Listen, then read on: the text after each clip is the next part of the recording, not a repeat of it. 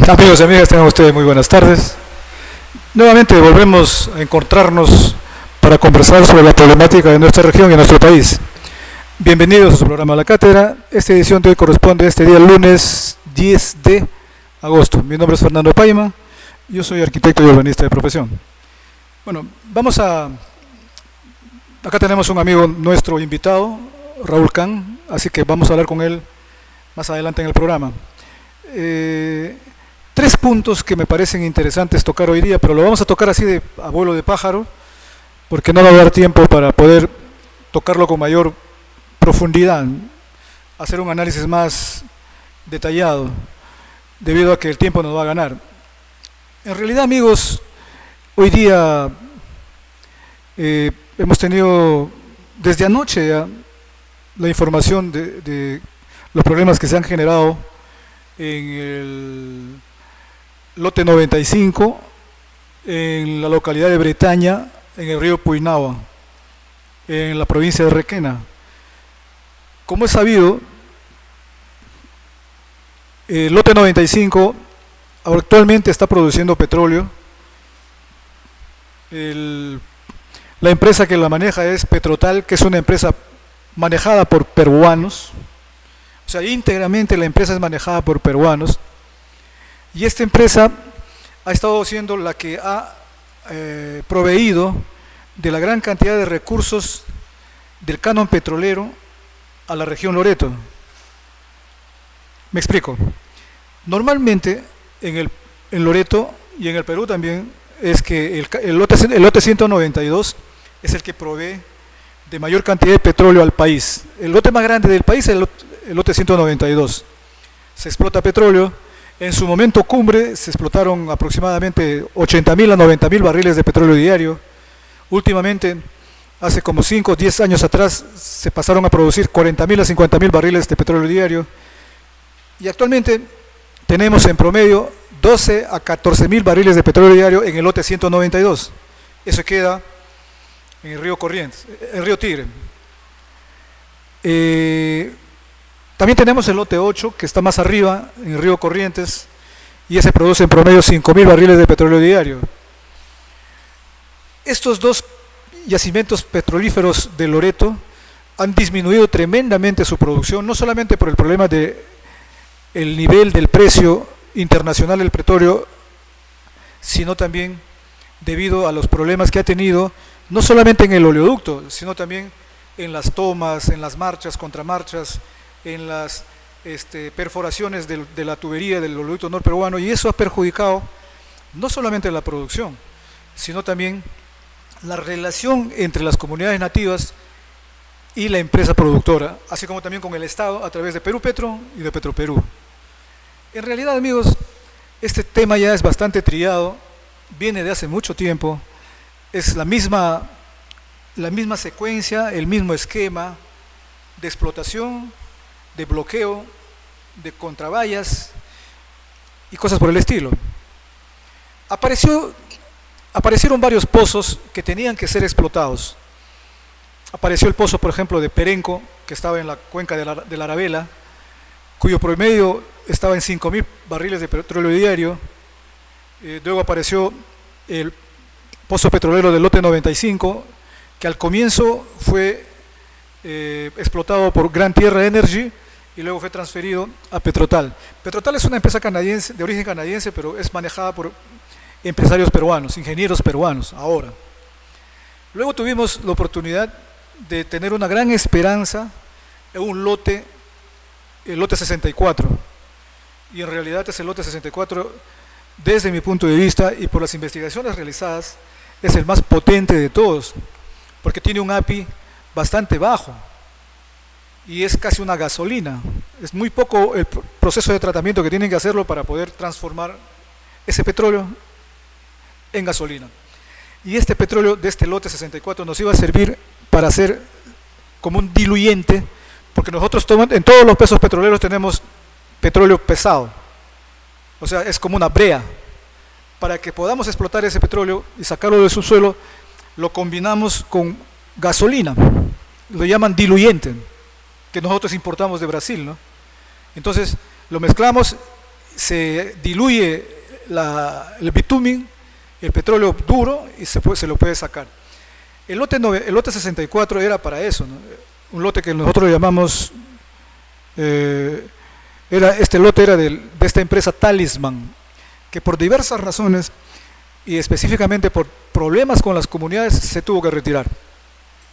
A esta empresa Talisman le sustituyó GeoPark, una empresa de origen judío, argentina de origen judío. Pero la semana pasada, o el mes pasado, GeoPark se ha marchado. No quiere saber nada.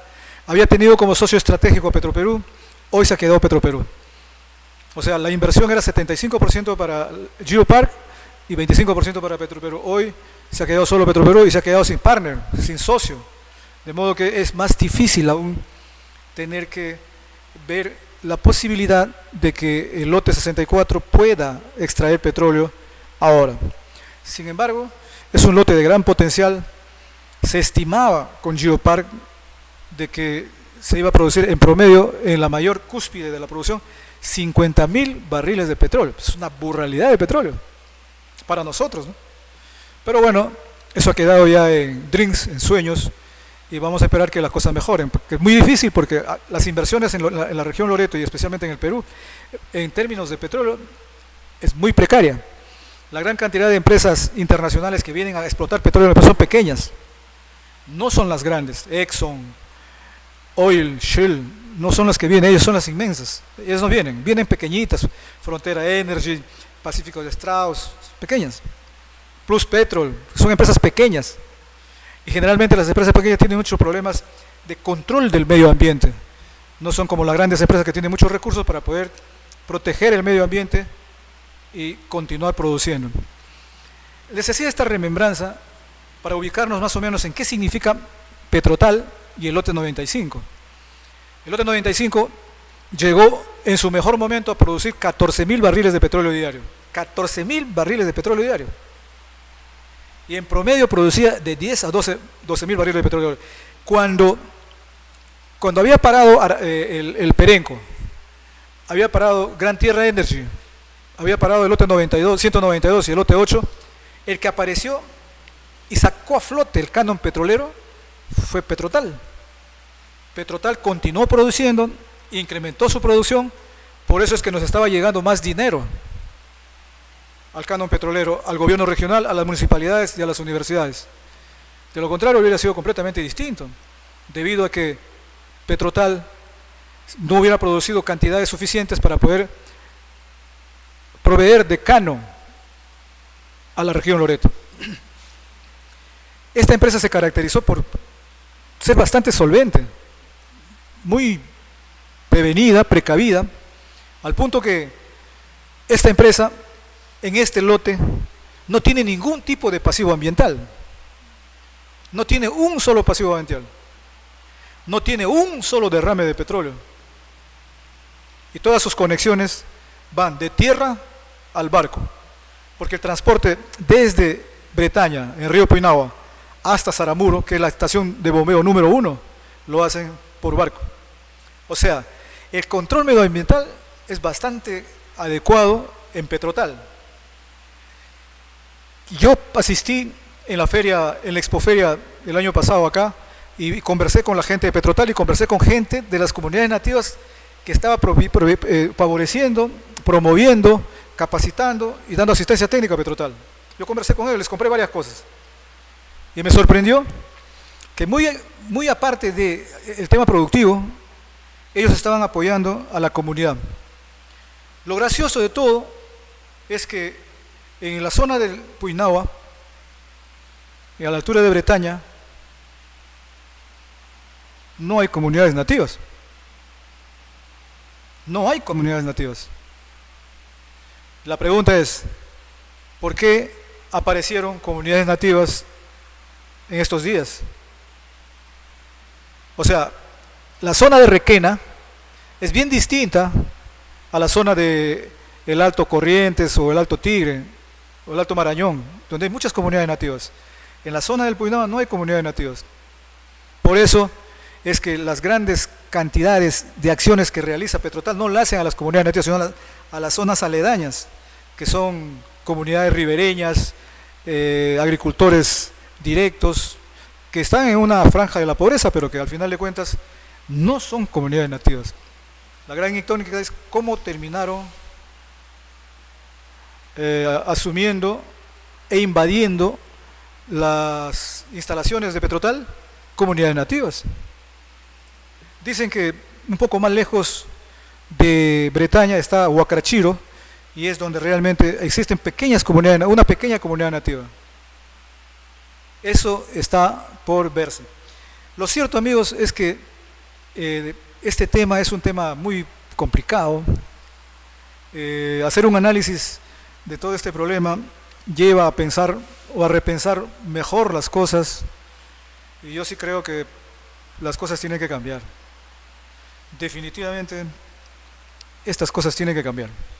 Y tienen que cambiar fundamentalmente porque la relación entre comunidad, empresa y Estado es bastante diferenciado, es muy disímil, y así no se puede tener una cierta predictibilidad para conocer qué es lo que va a pasar realmente y de qué manera se van a comportar y a ser tratados cada uno de los estamentos que participan y son vinculantes en este asunto. Yo lamento que haya pasado esto, definitivamente esto no tenía que haber pasado, pero ya pasó, hay que enfrentarlo. Claro está, lo que tenemos que hacer acá es reflexionar, y no reflexionar como que los culpables son el Estado, o como que los culpables son la empresa, o como que los culpables son las comunidades, sino hacer una reflexión en la que podamos extraer realmente la problemática que tiene esa zona, y sobre la base de ello partir a hacer propuestas para solucionar los problemas que tienen los habitantes de ese lugar. Tenemos que repensarlo. ¿Qué cosa hay que hacer? Hay que pensarlo, porque como está ahorita no funciona.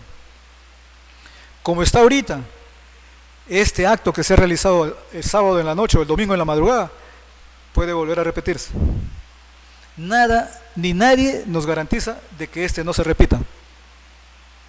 Por eso, lo que tiene que hacer el Estado, especialmente el Estado, es formular nuevas propuestas a fin de que podamos soportar y darle soporte a las actividades que se van a realizar en torno a ese territorio. Y repensar no significa cambiar todo, significa en algunos casos cambiar y en otros casos mejorar, y en otros casos ratificar.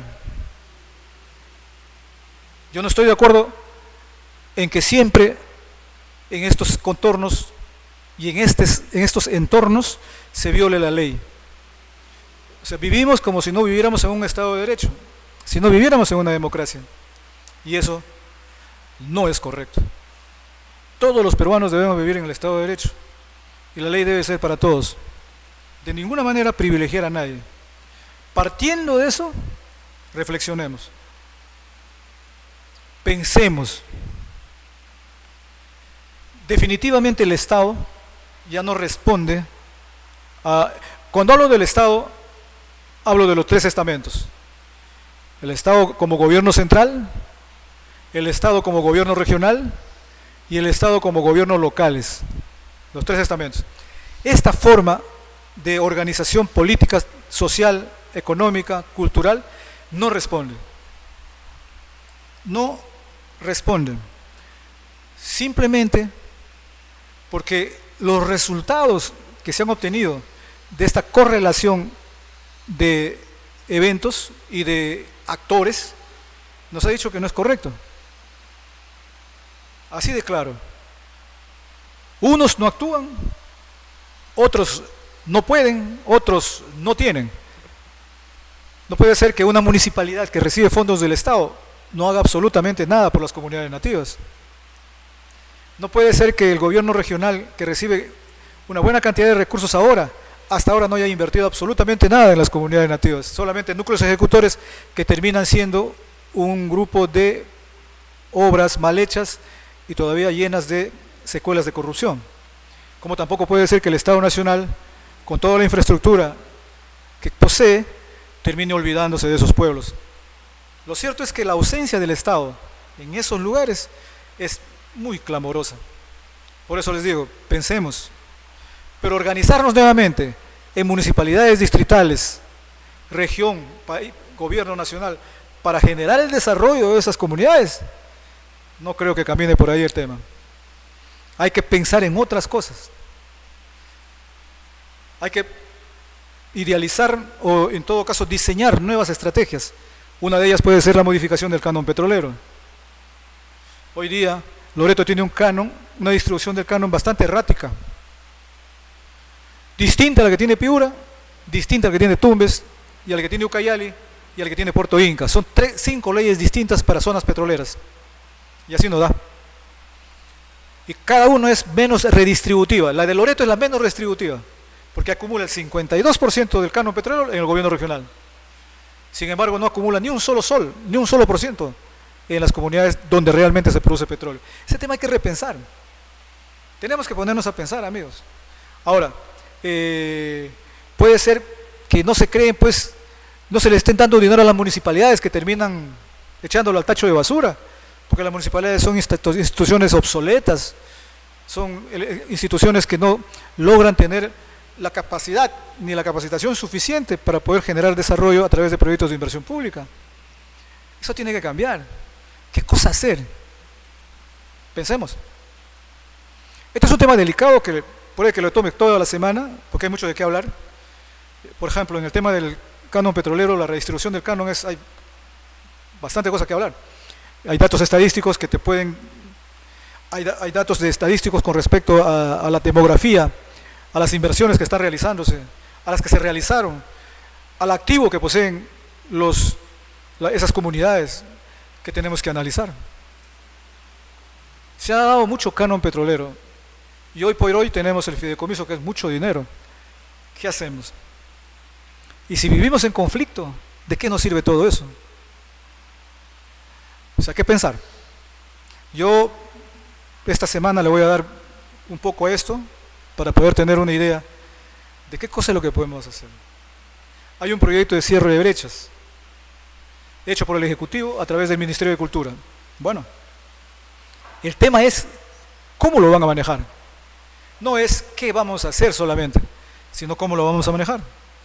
Porque yo puedo tener dinero, se puede tener dinero, pero entregarle dinero a las municipalidades distritales o provinciales es absurdo. Ese dinero va a terminar despilfarrado o echado al tacho de basura o en los bolsillos de alguna querida o en los bares de algún de esos lupanares. No puede ser. Así de simple es. Bien, cambiamos de tema, vamos a otro asunto. Hay otro asunto que quería tocar también que tiene que ver con el Colegio de Arquitectos y la Municipalidad Provincial de Maynas. Se trata del Parque Bicentenario. Esto tiene para hablarse un poco más. Yo tengo cierta afinidad con esto porque soy arquitecto y urbanista, pero en realidad creo que algunas decisiones no han sido tomadas de manera correcta, especialmente las adoptadas por la Municipalidad Provincial de Maynas. Se han hecho una serie de acciones para poder favorecer la creación de un parque bicentenario en espacios más abiertos, más abarcantes y con mejor accesibilidad. Pero bueno, eso quedó en nada porque la Municipalidad de Maynas terminó entregando el parque zonal a la presidencia del Consejo de Ministros para que se haga el parque bicentenario, dicen ahí. Y algunos desvariados de la Municipalidad de Maynas nos quieren confundir con que una cosa es parque bicentenario y otra cosa es parque metropolitano. Es como decir, oye, a ver, o sea, es un mismo nombre es dos nombres distintos para una misma cosa. Quieren confundir. No, los arquitectos están equivocados porque una cosa es parque bicentenario y otra cosa es parque metropolitano. Y son arquitectos los que hablan eso. Son arquitectos. Se supone que son especializados en este tema. O sea, ¿cómo voy a confundir yo un parque bicentenario con un parque metropolitano? Cuando en primer lugar, La clasificación o categorización de parque metropolitano existe, eso es a nivel internacional, porque hay parques locales, parques zonales, parques metropolitanos y parques regionales. 4. Y parques bicentenarios no hay, nunca hubo. Es una denominación como cualquier otra. No clasifica un tipo de parque, un parque bicentenario. Lo dicen así porque vamos a llegar al bicentenario el año próximo y por lo tanto ese proyecto tiene que ser como un parque bicentenario. Entonces, en todo caso el nombre sería ejecutar un parque para el bicentenario del país, pero tener como categoría un parque bicentenario no existe en la arquitectura, en el urbanismo, no existe. Y la gente de la municipalidad nos quiere confundir de tal manera, por favor. Bueno, eso también se va a tocar con mayor detalle, los pros y los contras, los beneficios, los perjuicios, la adecuabilidad o no, la viabilidad o no, los beneficios que nos puede generar una actividad de este tipo y analizar la decisión que ha tomado la Municipalidad Provincial de Maynas, que realmente es una decisión muy simple, ¿no? Facilito. Pues bien, como acá está Raúl, vamos a tocar ahora el tema de Escazú. Hoy día fui invitado al gobierno regional para asistir a la reunión, pero ya me hice tarde, no logré ir.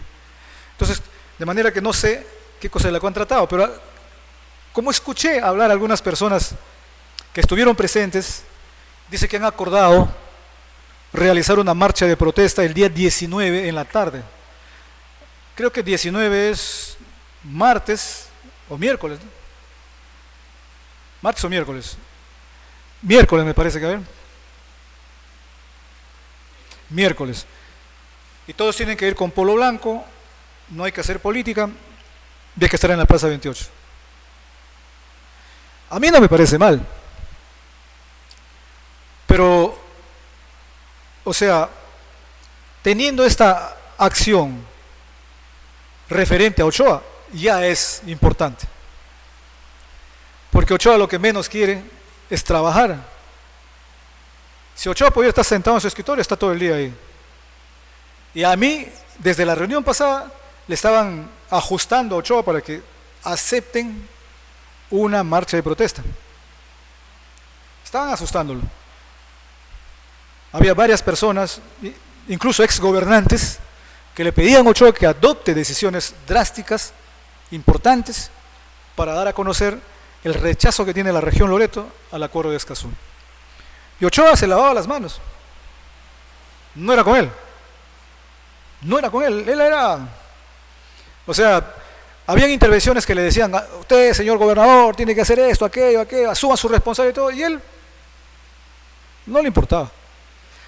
Por eso les digo que si fuera por Ochoa, no sería nada. Él cree que las cosas van a bajar del cielo por su propio peso. Y así no funciona la política. Así no funciona. Ahora, claro que yo estoy de acuerdo con que se haga esa actividad. Lo que me parece es que es insuficiente. O sea, querer convencer o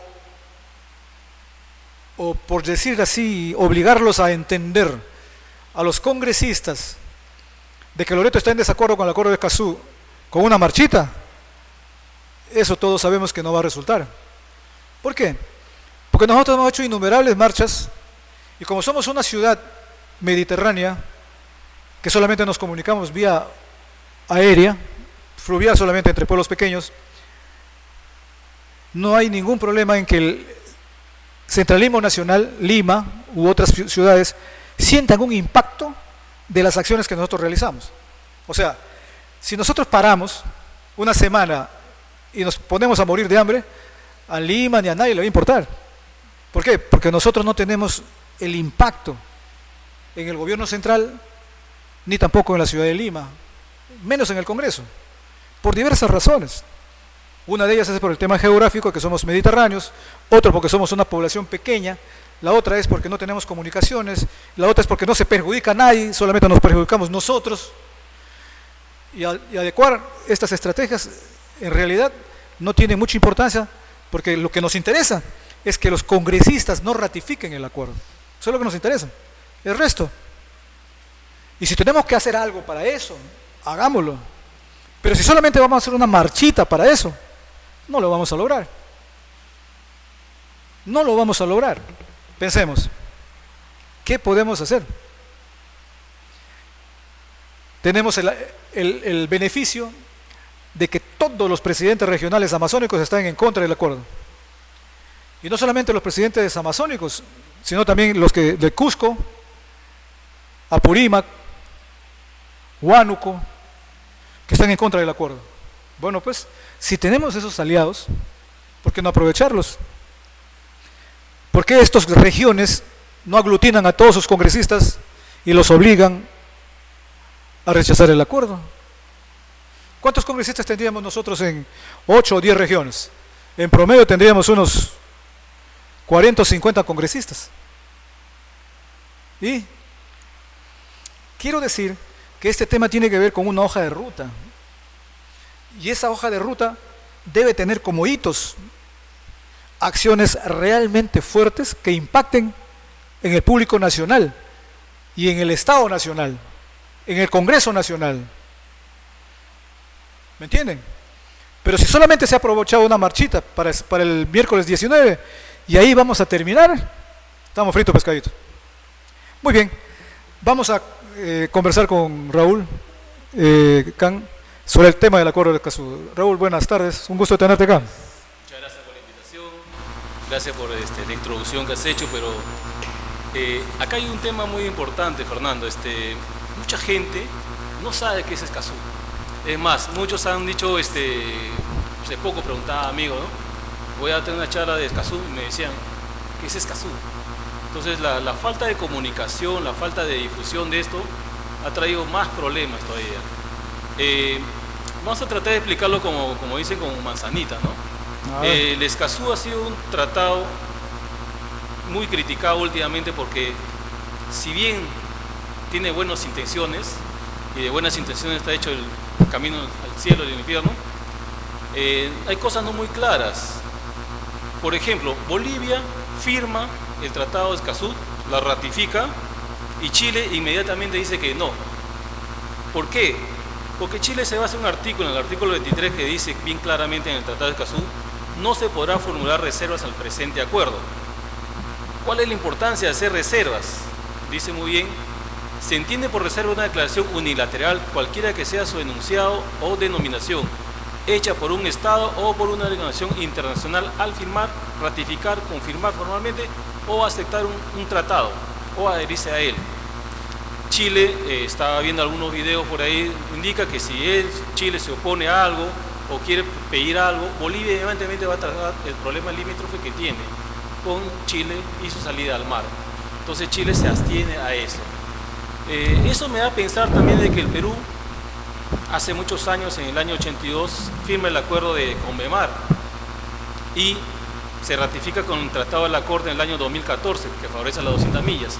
Pero en las prácticas solamente manejamos 12 millas y en algunos casos 12 millas más, o sea 24 millas. Estos son tratados en los cuales Perú nunca gana nada. La mayor explicación que te puedo dar es que Perú, en un tratado, por más bueno que sea, entre paréntesis, es de que, mira, la Corte Interamericana de Derechos Humanos, yo no conozco ahorita un caso que el Perú haya ganado. ¿Y cómo nos llevaría un pleito sobre medio ambiente a la Corte Interamericana de Derechos Humanos? Imagínate, ¿no?, que alguien vaya a protestar porque nosotros como región queremos desarrollar, no queremos quedarnos en el atraso. Consta que estamos los loretanos muy atrasados, queremos tener una vía. ¿Cómo nos llevarían ellos? Una o sea, vía, ¿en qué momento? Imagínate, hagamos una vía de acá a Requena, ¿no? Porque mira Raúl, lo que has dicho tú hace un momento es correcto. Poquísima gente entiende el acuerdo de Escazú. Y una de las cosas que casi nadie entiende es ¿por qué nos llevarían a una instancia internacional el acuerdo de Escazú? En el entendido de que en uno de los artículos de este acuerdo solo dice que en caso de desavenencias entre las partes puede llevarse a arbitraje o a una corte internacional, Exacto. que es la Haya, ¿no? Y eso no es por personas, sino es por estados. Es por Estado, se le Por ejemplo, juicia al Estado peruano. Pero, por ejemplo, si yo quisiera demandarle, si Ecuador ha firmado, ¿no? Bien, si yo quisiera yo como persona, le quisiera demandar al Estado ecuatoriano, no podría. Pero si el Estado peruano sí lo podría demandar, ¿por qué? Claro. Porque los residuos petroleros que vienen de Ecuador y bajan por el río Morona, Exacto. por el río Napo, están perjudicando a la región Loreto y al país. El Estado peruano sí podría demandarlo, Claro. ¿cierto? Bien, pero eso no se da en personas naturales, No. en ONG. Las Por ONG eso- son por las eso- que van a manejar todo Por esto. eso te pregunto, ¿en qué momento nos podrían llevar? Si no hay una demanda de Estado. Siempre, Sí, dime. no, siempre las demandas se van a hacer por cualquier motivo, porque no solamente para mí es un pretexto la ecología, es un pretexto preservar, ¿no? Me da mucha pena recordarlo, pero en Estados Unidos a las tribus nativas de Estados Unidos, a los Pieles Rojas, a los Sioux, los han mantenido en reservas. Y los que conocen bien la historia americana han estado en reservas y no les permiten hacer muchas cosas, por muy país de la libertad que dicen que son. O sea, solamente les permiten tener bares, cantinas, algunas cosas turísticas, ¿no? Pero no han desarrollado como el normal común americano que desarrolla. Acá dice que vamos a proteger a la Amazonía peruana. Efectivamente se va a proteger, pero lo quieren mantener en el estado primitivo. O sea, no hay desarrollo, no hay avance, no hay cultura, no hay educación. O sea, su cultura va a ser vestirse como están vistiéndose ahorita, con taparrabos, sus flechas, y para mostrar al turismo como algo turístico, ¿no? Pero no están progresando como personas, como gente que tiene que progresar. Nosotros, Mira, yo te voy a decir algo. De lo que yo he leído, el problema fundamental de este tratado es un nuevo esquema que la Corte Interamericana de Derechos Humanos está haciendo a nivel internacional, y es equiparar un derecho ambiental, que es el derecho a tener un entorno saludable, seguro, adecuado, medio ambiente sostenible, como si fuera un derecho humano. O sea, escúchame, nosotros tenemos eso. ese es terrible. Mira, los derechos humanos son aquellos derechos inherentes a la persona humana: derecho al nombre y al apellido, derecho a la vida, derecho a la libertad, derecho al DNI, ¿no? Esos son derechos inherentes, derecho a que no te torturen, a que no te apresen haciendo más. Son derechos consustanciales al ser humano, esos son derechos humanos. Lo otro son derechos ambientales. O sea, si yo quiero, por ejemplo, yo tengo el derecho de participar en el presupuesto participativo, es mi derecho, pero eso no es un derecho humano. El derecho al medio ambiente, a la cultura, a la política, a la economía, no es un derecho humano. Por lo tanto, no se puede equiparar un derecho ambiental a un derecho humano. ¿Cuándo sucede esto? Cuando suceda esto es cuando el derecho humano es igual que un derecho ambiental, y por lo tanto, como el derecho ambiental es un derecho humano, te pueden llevar a la Corte Interamericana de Derechos Humanos. Claro. Cualquiera te puede llevar. Ahí ya no tiene que ver Estado con Estado. Sí, pero el Perú tiene esa ley. Y mira, hay una ley que se llama la 27806, que ha creado la Fiscalía Especializada en Materia Ambiental y el Sistema de Información Ambiental. Lo que está pidiendo Escazú es lo que nosotros tenemos. O sea, no es que no tengamos esas leyes, las tenemos. Claro, el tema es que tú no puedes ir a reclamar, por ejemplo, ¿no? Oye, yo acá tengo una empresa Electrooriente que poluye, que contamina. Sí. Yo no quiero que funcione porque es mi derecho, es mi derecho humano. Yo te digo, no te estoy violando tus derechos humanos, estoy violando tu derecho ambiental, que es bien distinto. El derecho humano te genera una condición rapidita, que es las medidas precautelatorias. Claro. O sea, en el que un juez te puede decir, porque te están violando tu derecho humano, ¡prum!, paren, ahí nomás. Y puede llevarte a la Corte Interamericana de Derechos Humanos, porque la Corte es Corte Interamericana de Derechos Humanos, y ahí sí te fregaste. Ahí sí pueden hacer que Electrooriente no funcione, porque están violando mi derecho humano. En esa, Pero en cuanto a derecho, situación, pues, pero en cuanto a derecho, pararíamos todo. claro, pero en cuanto a derecho ambiental, Claro. no. Porque una cosa es el derecho ambiental y otra cosa es el derecho humano. El derecho humano no lo puedes soslayar. Sí, pero lo están poniendo en el punto 4 del Te digo por qué. Escazú. Te digo, claro. Claro, ellos dicen, Claro. vamos a proteger Ese a es la el gente. ese es el O problema. sea, entonces estamos poniendo en 2 puntos Ese es la el problema. protección a las Después, personas. después los otros son más sencillos. O sea, Sí, cuando los- dicen, por ejemplo, que perdemos soberanía, la gente dice, ¿qué soberanía perdemos? La gente que está a favor de Escazú cree que perder la soberanía es que alguien venga y ocupe el territorio, Exacto. se No. instale acá No. y es así. Eso no es así. No. Soberanía es tener facultades y derechos sobre algo. Tener jurisprudencia, como dicen. ¿no? Tener jurisdicción y potestad Claro. sobre algo, tener autoridad, tener administración, tener poder sobre algo. Si te quitan ese poder, si te quitan esa autoridad, si te quitan esa jurisdicción, te están quitando soberanía. O sea, estos tíos creen que, ¿saben qué? Los norteamericanos van a venir y van a invadir Pijuayal, van a hacer su base ahí, ya perdemos territorio. No, señores. No. Por eso es, Es que peor todavía. lo que pasa es que Es nadie, peor todavía lo que se pierde. Lo que pasa es que nadie entiende y nadie explica. Exacto. Yo estaba en las reuniones del gobierno regional y nadie explica, se lo he dicho, oigan, expliquen.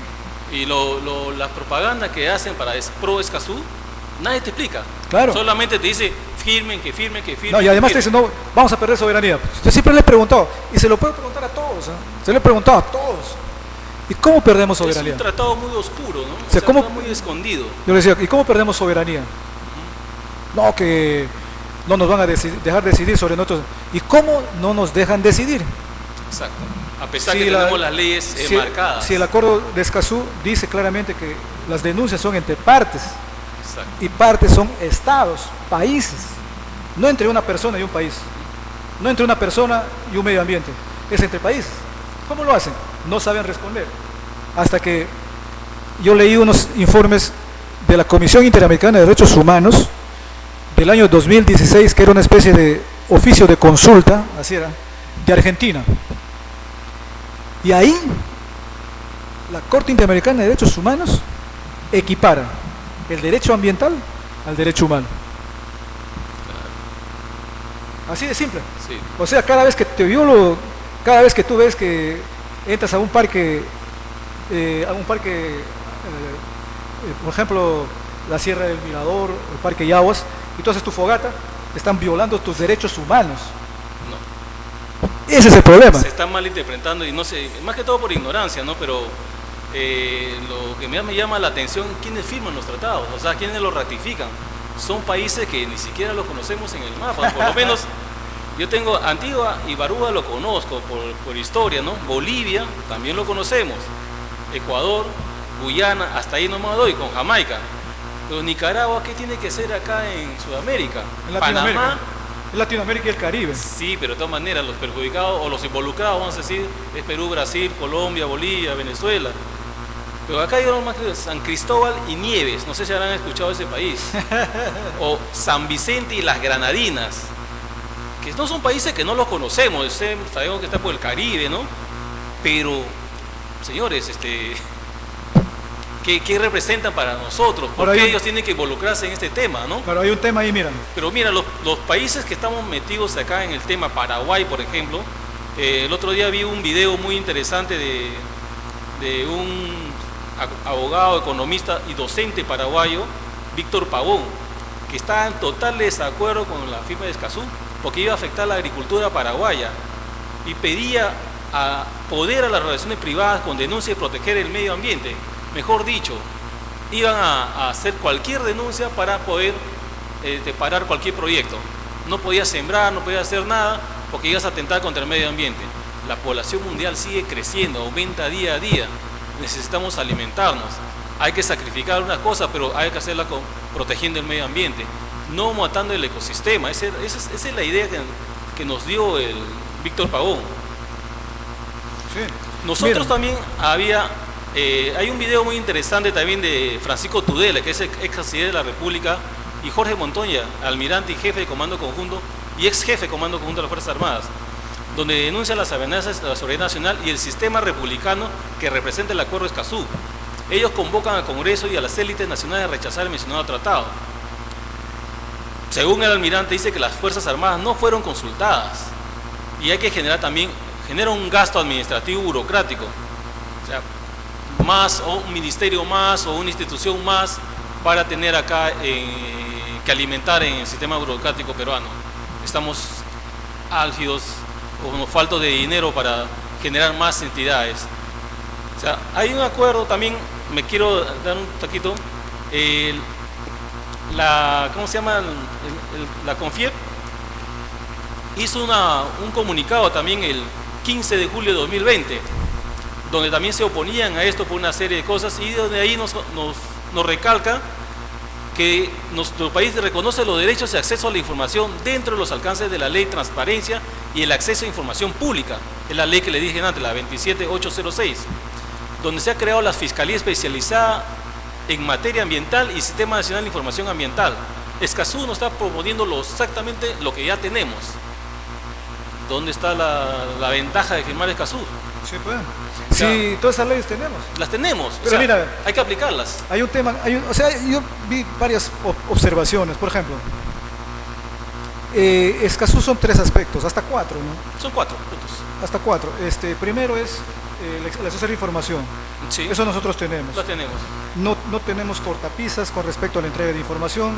Hay la ley 26806 que entrega dentro de 7 días y 5 días más de prórroga la información que tú solicitas. La tenemos. En eso no tenemos problemas. Protección ambiental también la tenemos. El segundo punto, que es el tema de la participación ciudadana, eso es un poco delicado, porque esa norma, Escazú, dice: cualquier ciudadano, hombre o mujer, persona individual o persona jurídica, organización, asociación, puede interferir, y debe participar en la toma de decisiones. Sí. Mira, normalmente nosotros en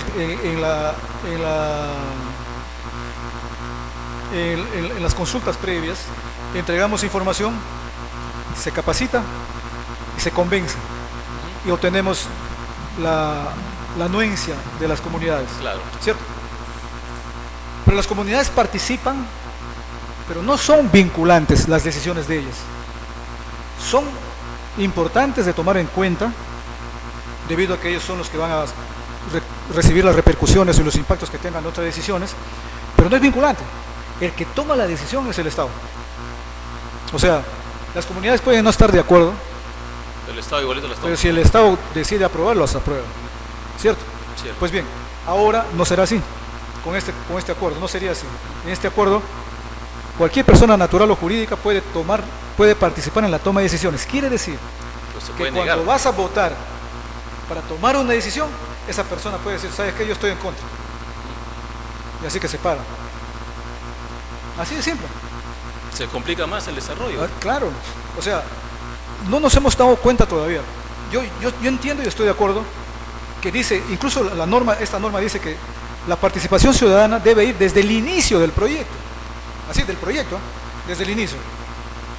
Normalmente nosotros tenemos proyectos, por ejemplo, como la hidrovía, que hemos participado fundamentalmente en el estudio de impacto ambiental, pero no hemos participado en el estudio de diseño de ingeniería ni otros temas. Pero si tuviera que someterse esto al acuerdo de Escazú, yo o cualquier ONG podría participar directamente desde el inicio del proyecto y bloquearlo. Bloquearlo. Por ejemplo, la hidrovía. Yo creo que bajo el contexto que se va a hacer la hidrovía, Escazú estaría en contra. Claro, lo que pasa es que, mira, nosotros nos hemos llenado de ambientalistas. Sí. Tanto el Ministerio del Ambiente Somos más papistas que el Papa. y el gobierno regional están llenos de ambientalistas, como funcionarios, como gerentes, como directores. Y esos nos han jugado una mala pasada. 2 grandes proyectos nos han paralizado. Bueno, uno que está casi caído, que es la línea de transmisión Moyobamba y Iquitos, ¿no? La energía eléctrica. Y la otra, que es la hidrovía, que está en stand-by. Pero, ¿dónde se paralizó eso? En el estudio de impacto ambiental. Cuando el tema es político, no importa qué tipo de estudio, cuánto de estudio, qué estudio, ni quién haga el estudio, te la van a observar. Sí. Te la van a observar. Yo tengo la reunión que, yo recuerdo la reunión que tuve con Isolux, que son los que estaban construyendo la línea de transmisión Moyobamba y Quito. Ellos fueron a pedir ayuda al gobierno regional, pero no ayuda técnica, sino ayuda política, para que se involucren a fin de que el gobierno nacional no los paralice, porque era la segunda vez que hacían el estudio de impacto ambiental y sabían que les iban a observar. En el primer estudio, 244 observaciones tuvieron, y en el segundo estudio tuvieron 33. Ellos fueron a decirnos, ayúdennos, nosotros hemos invertido $2 millones ya, y tienen que ustedes ver de qué manera coordinan con el Estado Nacional para que no nos observen. Y nosotros le preguntamos, ¿este es un problema técnico o es un problema político? Y es un problema político. Entonces no los puedo ayudar, porque cualquiera que sea la circunstancia, hagan ustedes el mejor estudio de impacto ambiental del mundo, les van a observar. Simplemente porque tienen que observarle, porque tiene que caer eso. Siempre va a suceder eso, ¿no? Pero acá hay que reflexionar un poco, como dices, ¿no? Mira, ¿qué nos conviene como loretanos, qué nos conviene como región y qué nos conviene como Amazonía, ¿no?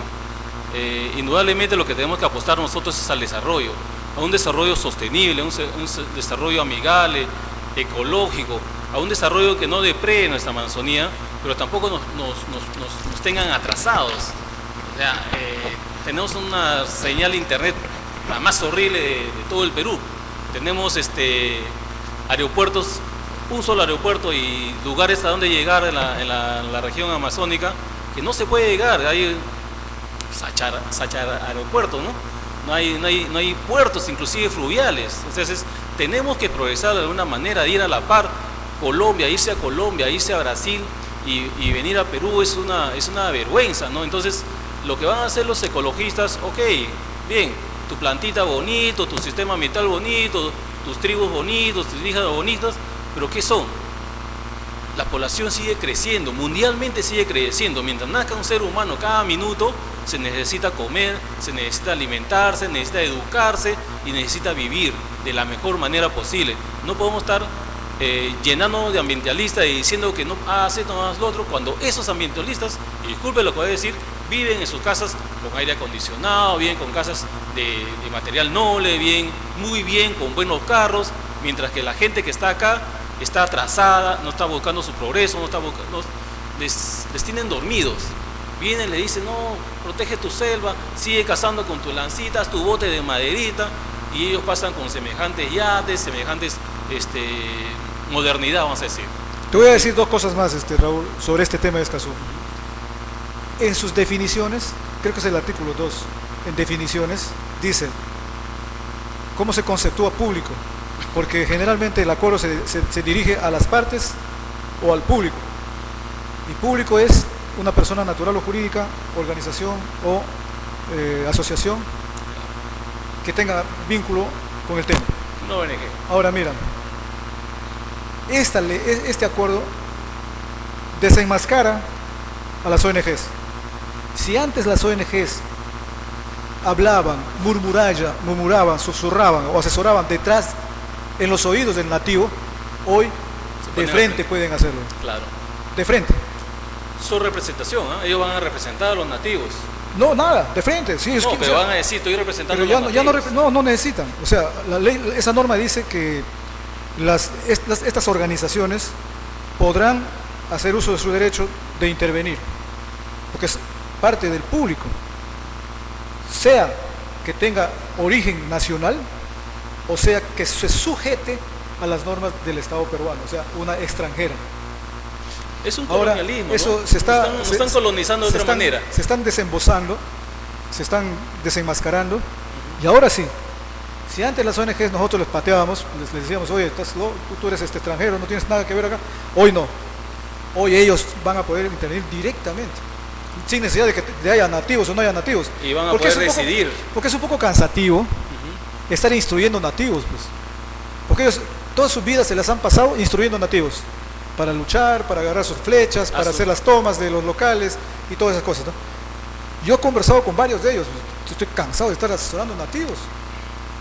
O sea, yo tengo que decirles qué tienen que decir los nativos. Ahora ya no, ellos mismos van a hablar. Nativos O sea, si acostados. se quieren oponer, por Los ejemplo, ponemos en reserva, como dicen, ¿no? Como, o sea, si como se hicieron quieren, los americanos. si se quieren oponer a la ley, a la hidrovía, a la carretera Sarmiento, se van a oponer.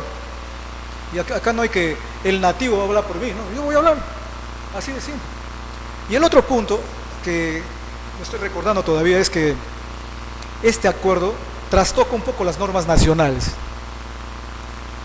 En derecho hay algo que se llama la carga de la prueba, que significa que cualquier persona que acusa a alguien debe probar. Si tú me acusas de algo, deberás probarme. Claro. No tengo yo que probar que soy inocente, sino que tú me estás acusando claro. que no soy inocente. Pues bien, la carga de la prueba en términos medioambientales es lo mismo. Si yo le acuso a alguien de que está perjudicando el medio ambiente, yo debo demostrar de que realmente lo está perjudicando. Pero con este acuerdo es al contrario. Si yo le acuso a alguien que está perjudicando el medio ambiente, al que le acuso, él tiene que demostrar que no lo está haciendo.